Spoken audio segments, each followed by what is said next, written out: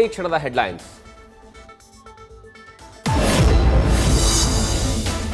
ಮುರುಘಾ ಮಠ ಸ್ವಾಮೀಜಿ ವಿರುದ್ಧ POCSO case. ಇವತ್ತು ತೀರ್ಪು ಪ್ರಕಟಿಸಲಿರುವ ಚಿತ್ರದುರ್ಗ 2ನೇ ಅಪ್ಪರ ಜಿಲ್ಲಾ ಮತ್ತು ಸತ್ರ ನ್ಯಾಯಾಲಯ.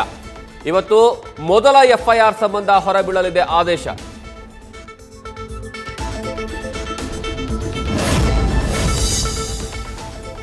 ಕಾಂಗ್ರೆಸ್ನಲ್ಲಿ ಸಿಎಂ ಕುರ್ಚಿ ಕಿತ್ತಾಟದ ಬಗ್ಗೆ ಹೈಕಮಾಂಡ್ ಬೇಸರ. ಆಡಳಿತದ ಕಡೆಗೆ ಗಮನ ಹರಿಸಿ ಅಂತ ಖಡಕ್ ಸಂದೇಶ ರವಾನೆ. ಸರ್ಕಾರದ ಇಮೇಜ್ ಹಾಳು ಮಾಡಬೇಡಿ ಅಂತ ರಾಜ್ಯ ನಾಯಕರುಗಳಿಗೆ ಸೂಚನೆ.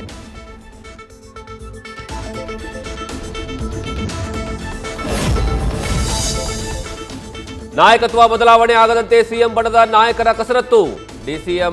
ಸಿಎಂ ಸ್ಥಾನ ಸಿಗಲೇಬೇಕು ಅಂತ ಡಿಸಿಎಂ ಬಣದ ಪಟ್ಟು. ವರಿಷ್ಠರೇ ಎಲ್ಲವನ್ನ ಬ್ರೇಕ್ ಹಾಕಲಿ ಅಂತಿದೆ ತಟಸ್ಥ ಬಣ. ಕೈಪಾಳಯದಲ್ಲಿ ನಾಯಕತ್ವ ಗುದ್ದಾಟಕ್ಕೀಗ 3 ಬಣಗಳು.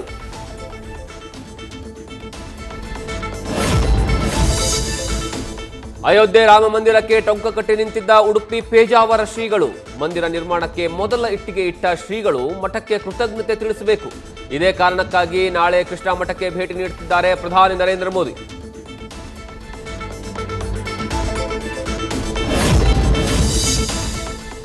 ನಿನ್ನೆ ರಸ್ತೆ ಅಪಘಾತದಲ್ಲಿ ಐಎಎಸ್ ಅಧಿಕಾರಿ ಮಹಾಂತೇಶ್ ಬೀಳಗಿ ಕೊನೆಯುಸಿರು.